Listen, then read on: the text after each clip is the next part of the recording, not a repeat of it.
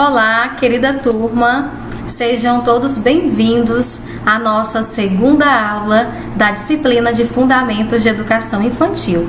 E na aula de hoje nós veremos sobre a construção do conhecimento segundo Jean Piaget e estudaremos sobre os documentos regulatórios para a educação infantil. Então aí está a ementa da nossa segunda aula. E vamos começar a nossa aula compreendendo como acontece a construção do conhecimento na perspectiva de Jean Piaget. Então, Piaget tentou descobrir, entender como as pessoas aprendem sobre o mundo que as cerca. Ou seja, como um bebê, um recém-nascido, avança gradualmente do seu estado de desconhecimento até o estado de conhecimento que ele terá quando chegar à vida adulta. Ou seja, Jean Piaget percebeu que as pessoas sentem a necessidade de aprender para estarem em um estado de equilíbrio, certo? Então, um exemplo, geralmente quando nós não compreendemos algo, nós ficamos angustiados, inquietos. Então, geralmente nós nos comportamos, nós apresentamos duas atitudes quando isso acontece. A primeira atitude é negar aquele conflito, né? É tentar fingir que aquilo que eu não sei, que eu não compreendi, não me incomoda. Por mais que as pessoas nos mostrem, né, nos expliquem ou nos mostrem provas, nós continuamos negando aquele conflito e tentando fingir que aquilo que eu não sei, que eu não compreendi, não me incomoda, certo? E outra atitude que eu considero a mais inteligente é a de buscar aprender, é a de buscar compreender, é de permitir que a curiosidade ela me mova, né? E que através da curiosidade eu busque, eu pesquise, eu estude, eu procure me informar, ou seja, eu procuro compreender, né? Quando eu permito que a curiosidade me mova, e é a atitude mais inteligente, certo? Então, assim, Jean Piaget, ele considerou dois subprocessos como irmãos, para que a gente entenda, né, na perspectiva dele, funciona assim a construção do conhecimento. Então, os dois subprocessos são a assimilação e a acomodação. A assimilação, né, ele definiu a assimilação aí sendo como aprender as coisas facilmente porque elas são familiares para mim, né? Ou seja, eu reconheço que aquilo é familiar e que por conta disso é facilmente de aprender. É muito fácil de aprender, né? Um exemplo, uma criança de 4 anos que nunca viu uma boneca, né? No primeiro contato dela com a boneca, ela vai achar que a boneca é uma pessoa, só pelo fato da boneca apresentar ali uma forma humana. E aí a assimilação acontece. Mas quando a criança passa a ter um contato físico com a boneca, né, ela vai perceber que a boneca tem uma textura, a textura da pele é diferente, que ela tem um cabelo diferente, né, um cabelo sintético, que ela não respira, que ela não responde aos estímulos. Então, ela vai precisar modificar os seus conhecimentos prévios para que novas informações cheguem, para que novos conhecimentos cheguem e ela possa acomodar as novas informações e assim, né, concretizar o conhecimento, para que esse conhecimento seja concluído. E é aí que acontece a acomodação, certo? Então, a assimilação e a acomodação são dois processos que formam, que resultam na equilibração. Que a equilibração nada mais é, né, do que reformular constantemente novos conhecimentos sobre o mundo, né? A gente já tem aí a capacidade de modificar os conhecimentos prévios, né? lá da acomodação. Então agora eu vou ter a capacidade, lá na equilibração, eu vou ter a capacidade de reformular os conhecimentos sobre o mundo, né? Eu vou conseguir reformular. Agora nós veremos sobre os principais marcos legislativos da educação infantil no Brasil, ou seja, quais são os documentos que nortearam e que norteiam até hoje o cotidiano das instituições de educação infantil e que também norteiam as práticas pedagógicas na educação infantil. Lembrando que são documentos que trouxeram muitas contribuições para a educação infantil e que sinalizam também muitos avanços. Então vamos analisar uma linha do tempo, certo? Que a fonte dessa linha do tempo é da Nova Escola. Então, vou começar pelo ano de 1988, com a Constituição Federal, que estabelece o atendimento em creche e pré-escola, né? E colocando como um dever do Estado e um direito da criança de 0 a 6 anos de idade. Então, já com a Constituição Federal, nós percebemos uma preocupação, né? Já sinaliza uma preocupação aí com a primeira infância. E em 1996, nós temos a LDB, a Lei de Diretrizes e Bases, que reconhece a educação infantil como um segmento que promove a aprendizagem e que é parte integrante da educação básica. Então, só em 96, com o advento da Lei de Diretrizes e Bases da Educação, a educação infantil se tornou uma etapa da educação básica. E em 1998 nós temos aí um documento regulatório também, que é o Referencial Curricular Nacional para a Educação Infantil, né? Que é publicado como parte dos documentos dos parâmetros curriculares nacionais. Ele reúne objetivos, conteúdos e orientações didáticas. Como eu já falei na aula anterior, o Referencial Curricular Nacional para a Educação Infantil, ele aponta uma preocupação com os conteúdos e com os objetivos de aprendizagem, mas ele não aponta uma preocupação em ter a criança e a sua identidade como foco principal, certo? Em 2006, nós temos o acesso ao ensino fundamental, que é antecipado para os 6 anos de idade por conta de uma alteração na LDB. Então, antes de 2006, nós tínhamos aí o ingresso no ensino fundamental, né, no primeiro ano do ensino fundamental a partir dos 7 anos. Então, com essa alteração aí da LDB, em 2006, o acesso ao ensino fundamental, né, foi antecipado para os 6 anos de idade. E em 2009, nós temos aí, né, uma publicação da Emenda Constitucional número 59, de 11 de novembro de 2009, onde a educação infantil passa a ser obrigatória para as crianças de 4 e 5 anos. Ou seja, a partir dos 4 anos, a partir da pré-escola, a matrícula ela é obrigatória, certo? Enquanto que na creche, né, que é o período que compreende 0 a 3 anos de idade, enquanto na creche ainda a matrícula é facultativa, a partir dos 4 anos, que é o período que já compreende a pré-escola, a matrícula ela é obrigatória. Em 2009, nós temos aí, né, o lançamento, o surgimento de um outro documento regulatório, que são as Diretrizes Curriculares Nacionais para a Educação Infantil, que elas surgem para orientar o planejamento curricular das escolas e propõem a organização por eixos de interações e brincadeira. Além disso, traz como marco conceitual a indissociabilidade entre o cuidar e o educar. Então, as diretrizes curriculares, elas já apontam a direção da importância de colocar a criança como o centro, né? De colocar a criança e a sua identidade como o centro do planejamento, o centro do currículo, já com a perspectiva de trabalhar e de promover o protagonismo da criança na educação infantil.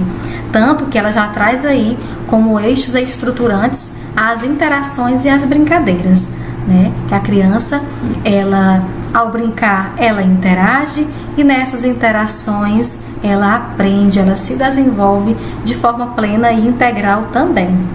E as diretrizes curriculares também apontam para a indissociabilidade entre o cuidar e o educar. Lembram lá da primeira aula que eu falei sobre os pilares da educação infantil, que é o cuidar, o educar e eu ainda acrescento o brincar. São ações que elas precisam estar integradas, elas são indissociáveis. Então, todas as práticas pedagógicas da educação infantil, elas precisam contemplar, né, esses pilares. E as diretrizes, elas trazem como marco conceitual, né, ela reafirma a importância dessa indissociabilidade entre esses três pilares, certo? E em 2017 nós temos aí, né, o surgimento da nossa Base Nacional Comum Curricular, que institui e orienta a implantação de um planejamento curricular ao longo de todas as etapas da educação básica. E na educação infantil, ela dialoga com as diretrizes curriculares nacionais, mas traz um detalhamento maior ao listar os objetivos de aprendizagem. Já falei também na aula anterior, né, que a Base Nacional Comum Curricular, ela, lá na parte da educação infantil, que trata sobre a educação infantil, ela utiliza as diretrizes curriculares como embasamento teórico, né? Então, a Base Nacional Comum Curricular, ela só reforça, ela valida o que as diretrizes já apontam. Só que a BNCC, ela traz isso ainda mais detalhado, mais organizado, né? Ela tenta sinalizar de uma forma mais forte e de uma forma mais clara para a gente. Tanto que ela já traz lá, bem arrumadinho, bem organizadinho, os objetivos de aprendizagem, os direitos de aprendizagem da criança e também ela informa que a organização do conhecimento se dá por campos de experiência, certo? Então, a gente fez aí um passeio nos documentos regulatórios da educação infantil. Então, continuando. O que diferencia, né? Para ficar ainda mais claro, para a gente fechar aí essa parte. O que diferencia a Base Nacional Comum Curricular das referências anteriores para a educação infantil? Ou seja, o que difere a BNCC do Referencial Curricular Nacional para a Educação Infantil de 1998, o que difere a BNCC das Diretrizes Curriculares Nacionais para a Educação Infantil de 2009. O que difere, gente, é que a Base Nacional Comum Curricular, ela traz muito claro e muito forte para a gente a importância do protagonismo da criança, que a escola, né, que as instituições de educação infantil, as práticas pedagógicas, o currículo precisam priorizar o protagonismo da criança. A BNCC, ela só vem aí para reforçar, né, o que já apontava, né, as diretrizes já apontavam isso para a gente, sobre a importância de valorizar o protagonismo da criança. Então, vamos estudar um pouquinho agora sobre cada um desses documentos regulatórios. Vamos começar pelo Referencial Curricular Nacional para a Educação Infantil, que é um documento, né, que foi posto lá em 1998. E aí nós veremos como o referencial entende, né, qual é a sua concepção de criança, o seu objetivo e como este documento está organizado. Então, conceito da criança para o Referencial Curricular Nacional para a Educação Infantil. Para ele, o foco está no desenvolvimento integral da criança, mas ela ainda é vista como alguém que responde aos estímulos dados pelos adultos, no caso da escola, os professores, né? Como eu também já falei. O Referencial Curricular Nacional, ele estava mais preocupado, né, em esclarecer de que forma, o que deve ser ensinado, né? O que ensinar nessa etapa da educação básica.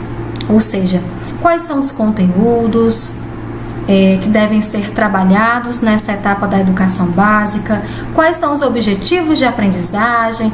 Então, a preocupação maior do referencial curricular era deixar claro isso, né? Por mais que ela já tivesse aí o foco no desenvolvimento integral da criança, mas a criança ainda era vista como alguém que responde a estímulos, que ela precisava de um adulto para ser estimulada, para se desenvolver e para aprender.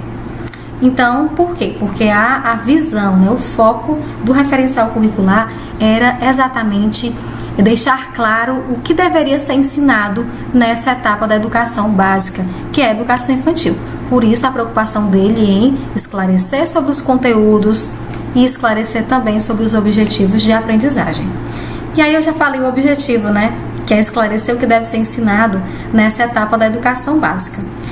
E como o referencial curricular nacional para a educação infantil está organizado, é estruturado em eixos que devem ser considerados de forma integrada: o movimento, a identidade, a autonomia, conhecimento de mundo, artes visuais, música, linguagem oral e escrita, natureza, sociedade e matemática. E o referencial curricular nacional para a educação infantil, ele está dividido em 3 volumes, certo? Em 3 volumes. O primeiro volume é a introdução, o segundo volume é a formação pessoal, né? Trata sobre a formação pessoal e social. E o terceiro volume trata sobre o conhecimento de mundo, certo?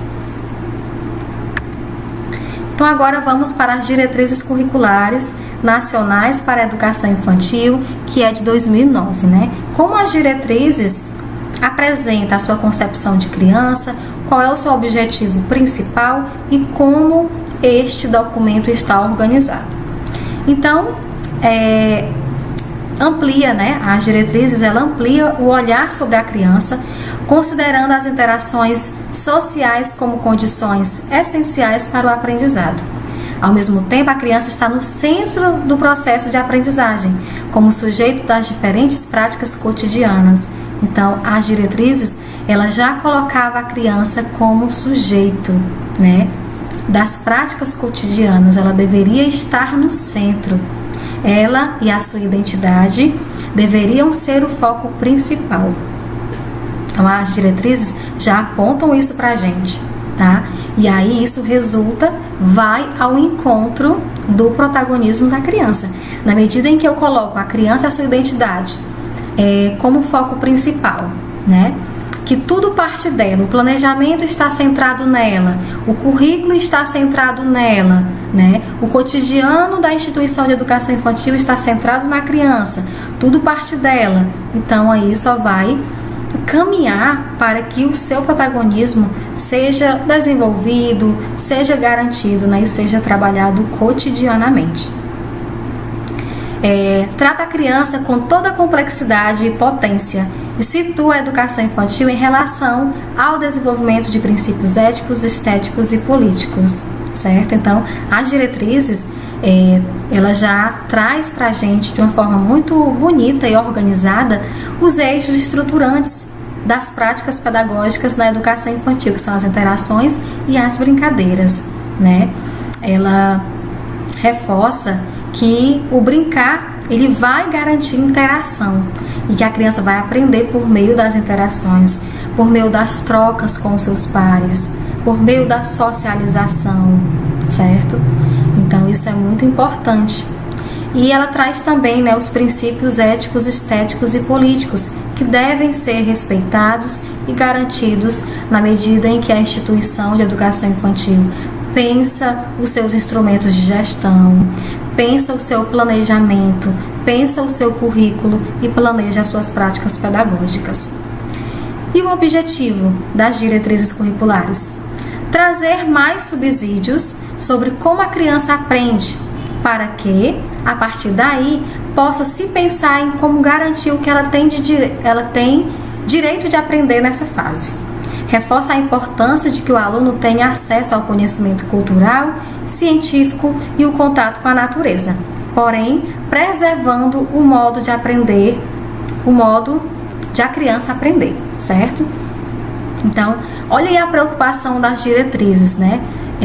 Buscando trazer fontes, né? Suporte e tentar entender como a criança aprende, né? Ou seja, sempre buscando fontes, informações, subsídios para entender como a criança aprende e se organizar a partir daquilo, né? A partir da compreensão acerca de como a criança aprende, planejar e se organizar a partir disso, tá bom?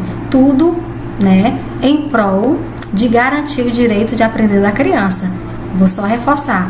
E é aqui nas diretrizes curriculares que a gente encontra muito bem definido o conceito de criança, né? Quando ela diz que a criança é um sujeito histórico e de direitos. Por isso ela fala aí que o seu objetivo maior, né, é trazer subsídios sobre como a criança aprende, para que a partir daí possa se pensar em como garantir, que estratégias utilizar, né? O que planejar, como planejar, quais são as práticas pedagógicas que podem garantir de fato que a criança tem direito de aprender nessa fase, nessa etapa da educação básica, certo? E como as diretrizes curriculares estão organizadas, né? Como esse documento está organizado? Ela considera como eixos estruturantes a interação e a brincadeira, mas propõe a articulação das diferentes linguagens para a organização curricular e didática. Percebam que até um diferencial, né, das diretrizes curriculares para a Base Nacional Comum Curricular é isso, que as diretrizes ela não aponta claramente uma organização curricular, ela propõe, né? Olha aí, bem claro pra gente. As diretrizes elas propõem, né, uma organização curricular, é algo proposto. Mas vem a BNCC, a Base Nacional Comum Curricular, e aponta pra gente uma organização curricular muito bem definida, muito clara, né? Quando ela apresenta a sua parte, a parte que é complementada, né, que deve ser complementada com a parte diversificada, né? Quando ela traz pra gente os objetivos de aprendizagem, quando ela traz pra gente os direitos de aprendizagem da criança, quando ela diz que a organização do conhecimento na educação infantil se dá por meio dos campos de experiência, certo? Então, a BNCC ela nos aponta uma organização curricular muito clara, tanto que ela dá autonomia, ela orienta e dá autonomia também para que os municípios construam os seus documentos e que podem complementar esses documentos com a parte diversificada. E que essa parte diversificada vai contemplar as especificidades de cada município, né? As suas características próprias, as suas peculiaridades, tá certo?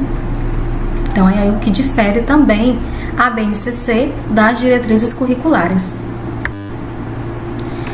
E a BNCC, né, a nossa Base Nacional Comum Curricular. Qual é a sua concepção de criança? Qual é o seu objetivo principal e como este documento está organizado?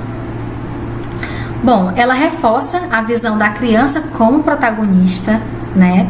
Enquanto as diretrizes elas estão apontando, né? Elas apontam para a gente lá em 2009 a importância de colocar a criança como centro, né? Tudo com a visão de desenvolver protagonismo, né? De fazer com que as crianças desenvolvam o protagonismo já na primeira infância e na educação infantil.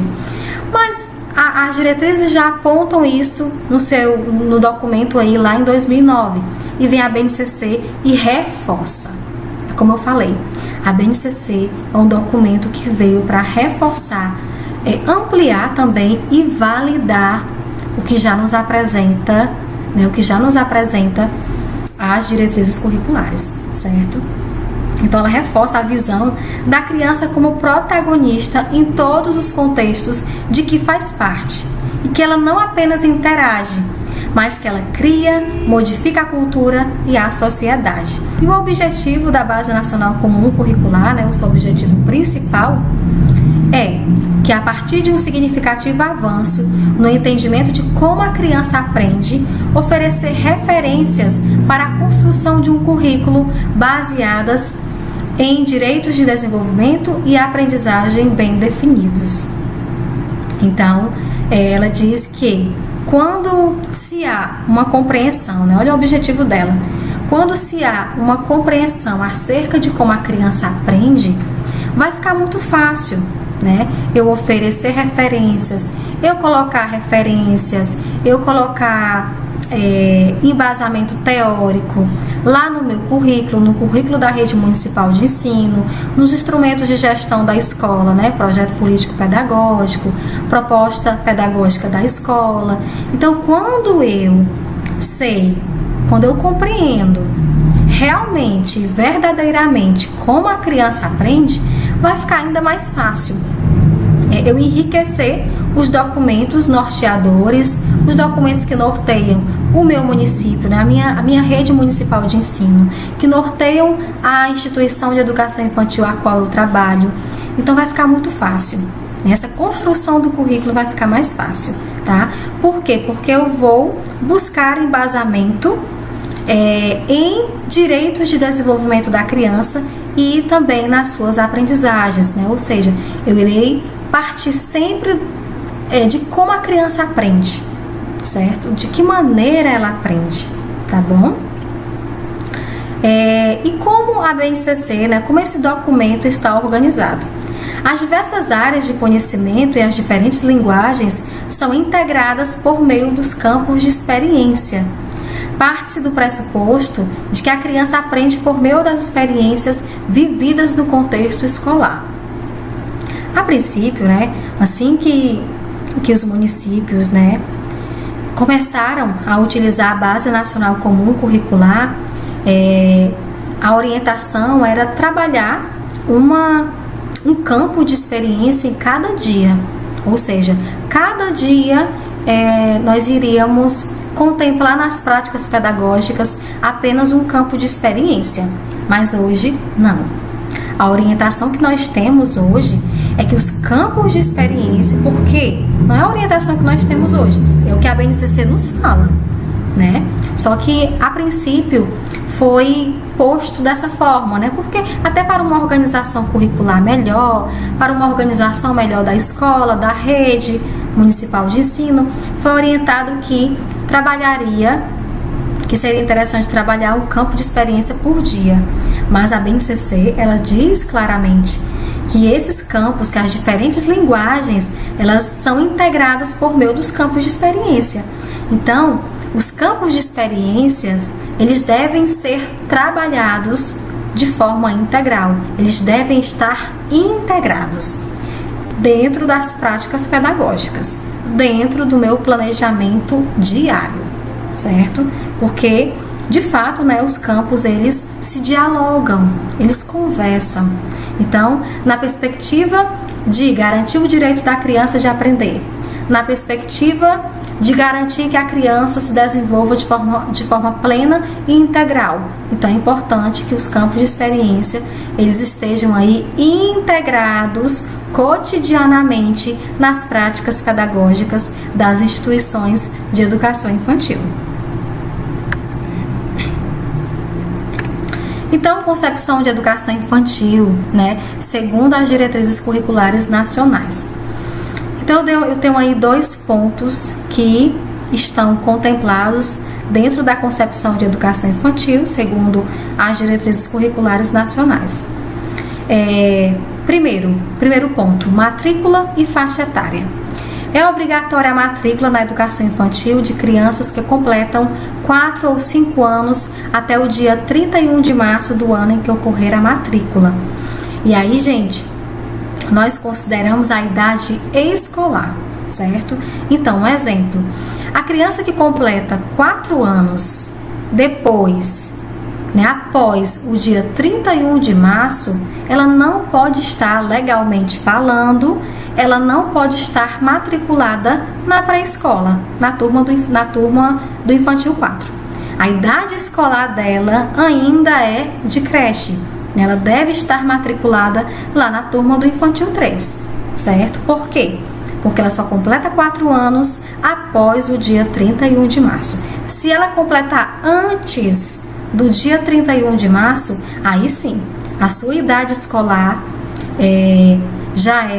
ela já pode estar matriculada na pré-escola, na turma do Infantil 4, na turma de 4 anos, certo? As crianças que completam 6 anos após o dia 31 de março devem ser matriculadas na educação infantil. Isso mesmo, é justamente aquele exemplo, o exemplo que eu dei. As crianças que completam 6 anos após o dia 31 de março, a idade escolar delas ainda é de educação infantil, ela ainda deve estar lá na educação infantil, porque ela só completa 6 anos após o dia 31 de março. Então, a sua idade escolar ainda não é de ensino fundamental, tá? Agora, se ela completar 6 anos antes do dia 31 de março, ela já tem uma idade escolar para ingressar no primeiro ano do ensino fundamental. A frequência na educação infantil não é pré-requisito para a matrícula no ensino fundamental e as vagas em creches e pré-escolas devem ser oferecidas próximas às residências das crianças. Gente, isso é muito importante, tá? Isso é lei, né? É interessante que a criança ela esteja matriculada em uma escola, né, uma instituição de educação infantil mais próxima da sua residência, até para evitar que a criança venha a se desgastar, né, na viagem e tudo. Então, quanto mais próxima a instituição for da sua casa, melhor será, tá? Então, a jornada da educação infantil é considerada educação infantil em tempo parcial. A jornada de no mínimo 4 horas diárias e em tempo integral, a jornada com duração igual ou superior a 7 horas diárias, compreendendo o tempo total que a criança permanece na instituição. Então, aí são orientações lá das diretrizes curriculares nacionais de 2009. E aí eu tenho lá também consta, né, os princípios também constam lá nas diretrizes curriculares nacionais, tá?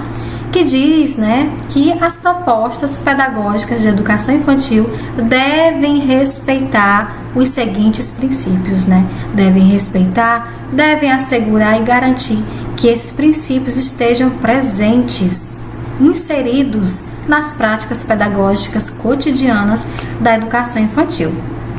Quais são esses princípios que estão lá nas nossas diretrizes? Princípio ético, princípio político e princípio estético. Princípio ético: da autonomia, da responsabilidade, da solidariedade e do respeito ao bem comum, ao meio ambiente e às diferentes culturas, identidades e singularidades. Então, o princípio ético, né, ele trabalha a questão do respeito, né, a questão da solidariedade, a questão dos valores, né, essa questão comportamental. Depois eu vou dar um exemplo para vocês, para ficar ainda mais claro de como eu posso contemplar esses princípios nas minhas práticas pedagógicas, como que eu posso traduzir esses princípios nas práticas pedagógicas. Princípio político, né, dos direitos de cidadania, do exercício da criticidade e do respeito à ordem democrática.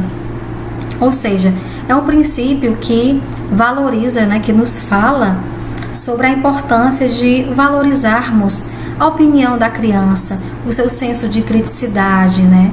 E a gente, até quando eu vou fazer uma contação de história, por exemplo, quando eu disponho livros em um tapete e eu dou a oportunidade, né, o direito das crianças escolherem, né? Isso é político. Eu estou ali trabalhando o princípio político das crianças escolherem um livro que será utilizado hoje na nossa contação de história. Escolher a história que será contada hoje, né? E isso é democrático, é dar o direito de escolha, né, para as crianças. E isso é um princípio político. E os princípios estéticos, né, que trata aí da sensibilidade, da criatividade, da ludicidade e da liberdade de expressão nas diferentes manifestações artísticas e culturais. Agora eu lembrei daquele exemplo das crianças desenharem o navio lá na área externa da escola, né? Então, quando a escola ela permite que a criança se expresse, né? Seja por meio da linguagem gráfica, por meio de desenhos, seja por meio da escrita, seja por meio da oralidade, seja por meio do corpo, né? Expressão corporal. Na medida em que a escola permite que a criança se expresse, né? Que ela traduza os seus pensamentos, as suas ideias, os seus desejos, isso também é garantir o político, garantir o princípio, aliás, estético, né? Eu permito que a criança tenha sensibilidade, tenha criatividade para criar, para produzir e se manifestar e se expressar através das suas produções, certo? Então, um exemplo que eu quero registrar, que eu tenho certeza que esse exemplo ele vai contemplar aí os 3 princípios ao mesmo tempo. O exemplo que eu dei ontem, né, que eu trouxe para vocês ontem, uma situação em que as crianças sentiram a necessidade de transformar o refeitório da escola em um restaurante, né, em deixar o refeitório da escola bem a cara de um restaurante. Então, quando as crianças, né, falaram sobre a vontade delas, o desejo delas de deixarem o refeitório da escola a cara de um restaurante, elas dialogaram entre si, né? Cada criança apresentou um ponto, fez uma observação, né? E elas trocaram isso, elas dialogaram, elas conversaram, né? Elas apresentaram ali as suas singularidades, né? Cada um apresentou seu pensamento, a forma como achava que podia melhorar o refeitório, né? Poderia deixá-lo mais a cara de um restaurante. E isso, gente, é garantir o princípio ético, tá? Quando eu dou autonomia, né? E também respeito, né? A professora aí, ela respeitou, ela acolheu o pensamento, a opinião das crianças, né? E ao mesmo tempo as crianças, elas socializaram, elas conversaram, elas dialogaram entre si, trocaram ideias, né? Uma falou que as mesas precisavam de jarros com flores porque estavam muito brancas, muito vazias, e que no restaurante nós temos mesas com jarros com flores. Outras crianças falaram que nos restaurantes nós temos quadros, né? Outra criança falou também, de acordo com o relato da professora, que no restaurante o garçom traz a bebida para a gente se servir, né? O suco para a gente se servir, né? E que também no momento de servir a merenda, o lanche da escola, poderiam colocar o lanche que elas iriam se servir, né? Então isso aí, gente, é respeito, né?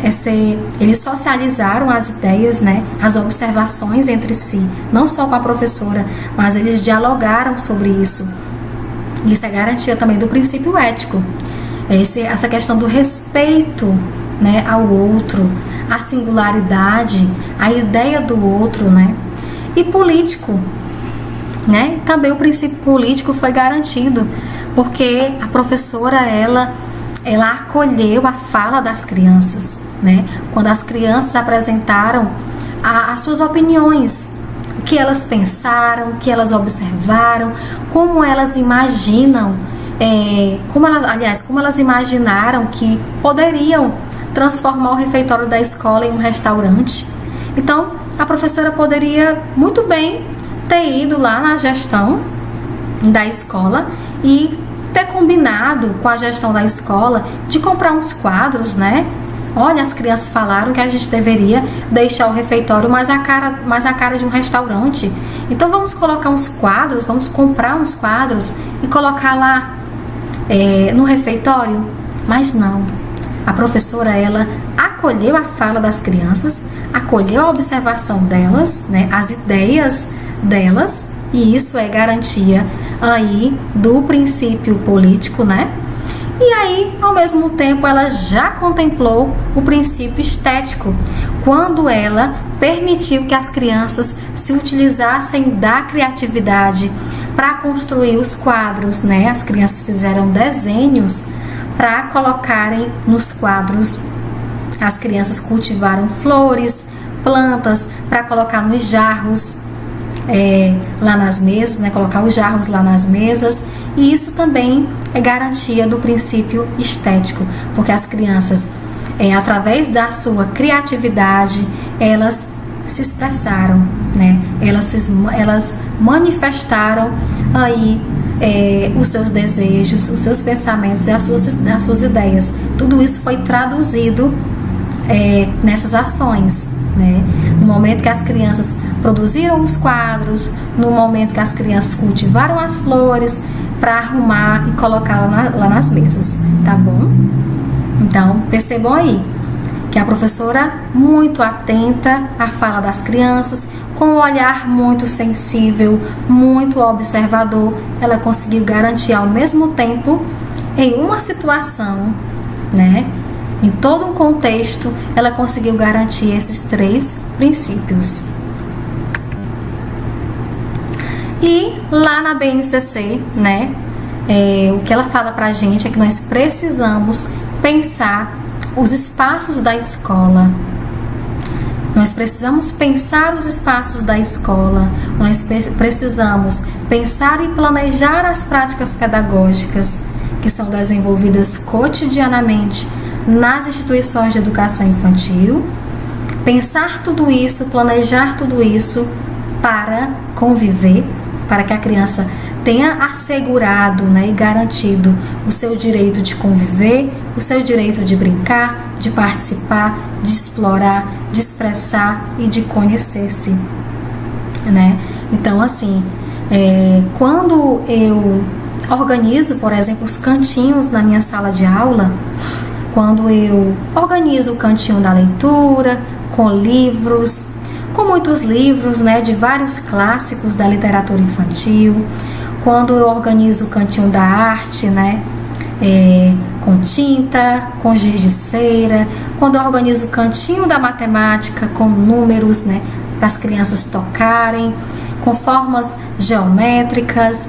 Então, quando eu organizo esses cantinhos, propiciando, né, pensando nesses espaços para que as crianças brinquem, para que as crianças explorem, para que elas se expressem, eu estou garantindo aí os direitos trazidos, os direitos de aprendizagem trazidos pela BNCC, né? Muitas vezes nós pegamos, né, os livros, colocamos dentro de um armário e fechamos ainda com a chave, para as crianças não terem contato, né?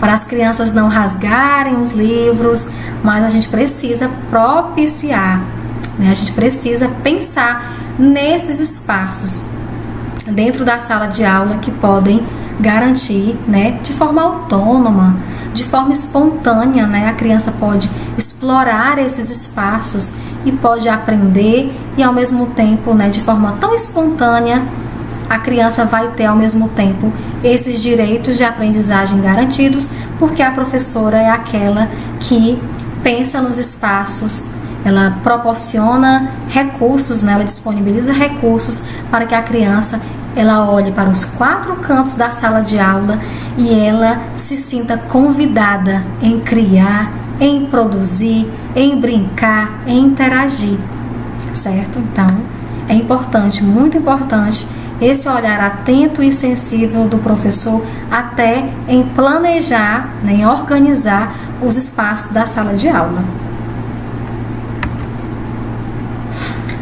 E também nós temos aí na BNCC, né, como eu já falei, os campos de experiência, né? A BNCC fala que a organização do conhecimento se dá por meio dos campos de experiência. Por quê? Porque os campos de experiência são guias de como os professores devem pensar e planejar as atividades fundamentais para que as crianças vivenciem e se desenvolvam de forma plena e integral, certo? Então, os campos que nós temos, né, eu já falei também, que são campos, eles devem ser trabalhados, né, de forma integral, né, eles devem estar integrados, certo? Em todas as práticas pedagógicas. Então, os campos de experiência são o eu, o outro e o nós, corpo, gestos e movimentos, escuta, fala, pensamento e imaginação, traços, sons, cores e formas, espaços, tempos, quantidades, relações e transformações.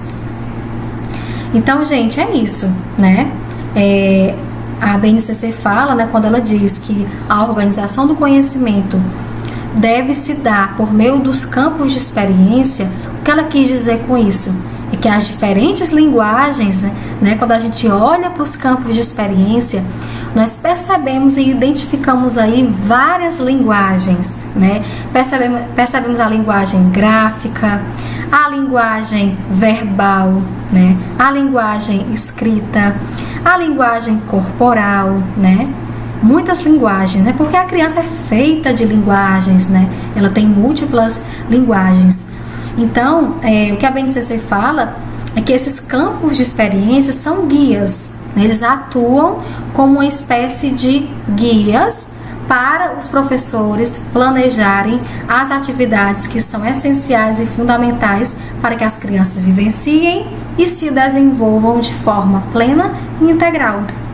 E ao mesmo tempo, né, também desenvolvam o seu protagonismo. Planejamento na educação infantil, né? Pensar os contextos.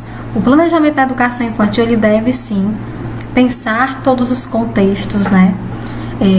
O exemplo da escola que preparou a área externa, que deixou recursos à disposição das crianças, né? Uma lousa bem grande, giz, para que as crianças produzissem, criassem, se expressassem. Então, isso é pensar os contextos, né? Pensar os contextos é também quando eu valorizo a identidade da criança, quando eu proporciono situações, atividades para que as crianças deixem as suas marcas na escola, as suas contribuições. Porque assim eu vou conseguir, na escola, na instituição, o professor vai desenvolver na criança, né, vai incentivar para que na criança surja o sentimento de pertencimento. Quando a criança percebe, né, ela está ali todos os dias na instituição e ela percebe ali as suas marcas, as suas contribuições, as suas ideias, os seus desejos traduzidos naquelas marcas por toda a escola, isso vai gerar um sentimento de pertencimento muito grande, né? E protagonismo, porque a criança vai ter a autoridade e ela vai se sentir capaz, né, de criar, de produzir, e isso, gente, gera muita aprendizagem, certo? Olha o protagonismo, né, que tanto fala a BNCC. Ter intencionalidade. O professor, ele precisa ter muita intencionalidade pedagógica, né? Quando ele vai planejar as suas práticas pedagógicas, ele precisa ter em mente. O que ele precisa ter em mente, né? Eu estou garantindo e assegurando os direitos de aprendizagem das crianças por meio da vivência dessa prática pedagógica, por meio da vivência dessa atividade?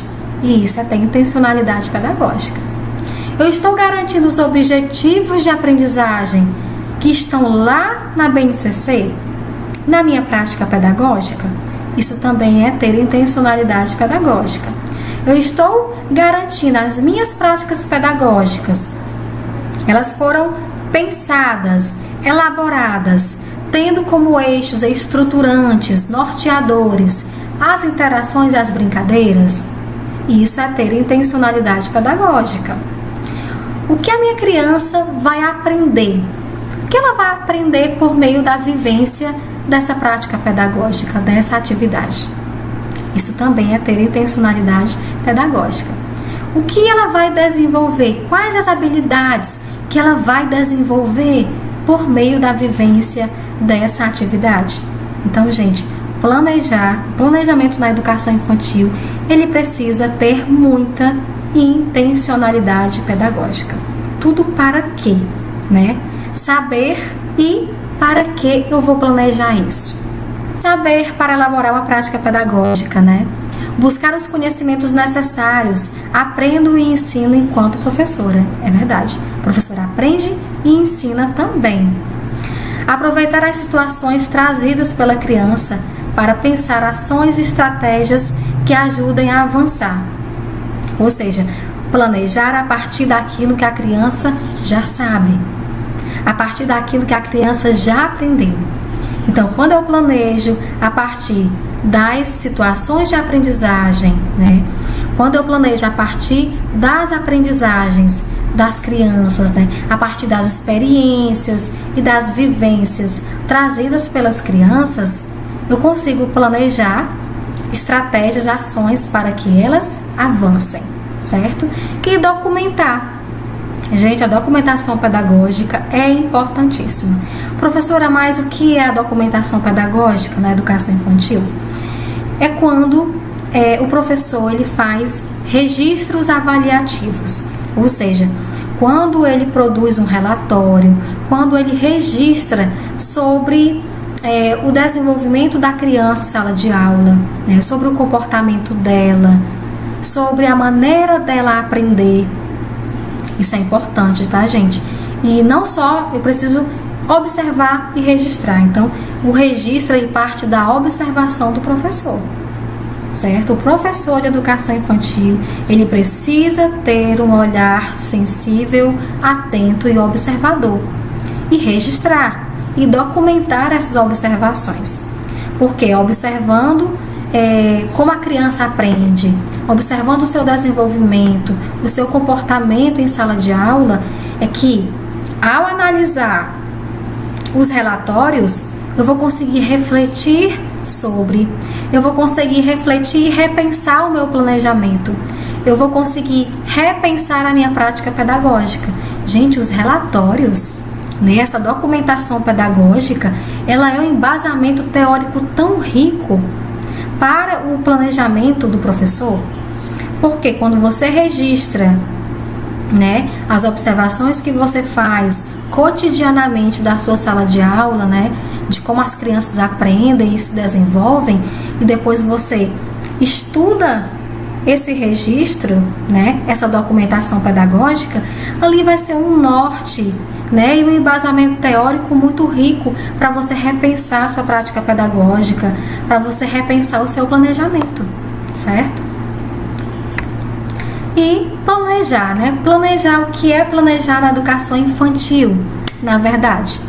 É revelar a intencionalidade pedagógica da professora, né? Já falei sobre. É a relação entre o que é observado e a ampliação do repertório da criança. Então, eu observo, eu faço uma relação, aliás, do que eu observei, e partindo daquela relação, eu vou pensar o que eu posso ampliar no repertório da criança, o que eu posso ampliar nas vivências, nas experiências, nas práticas pedagógicas, nas atividades que as crianças irão vivenciar, né? Analisando essa relação sobre o que eu já observei, é que eu posso ampliar o repertório da criança, né? Que eu posso melhorar, ampliar a minha prática pedagógica, trazer novas experiências, novas vivências, novas atividades.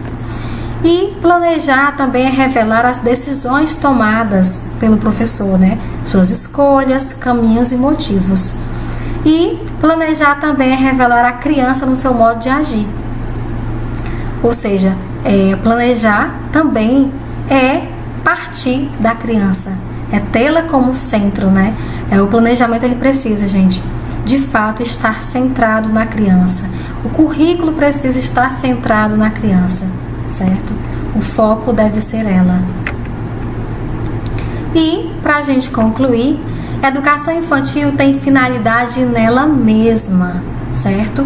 Ela não é uma etapa preparatória de ensino. A educação infantil, ela prepara para o ensino fundamental. Ela é uma etapa preparatória, não.